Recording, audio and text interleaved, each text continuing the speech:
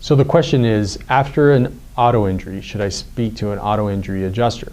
The answer to that would be typically you're supposed to speak to an auto injury adjuster so that you can get the claim started. If you feel that this auto injury adjuster is misleading you in any way, or they want you to settle the case right away, which would mean it would not be in your favor to do that, we can always, there's representation of attorneys that deal with auto accidents in the region all the time. And so that's the answer to whether or not you should speak to an auto injury adjuster.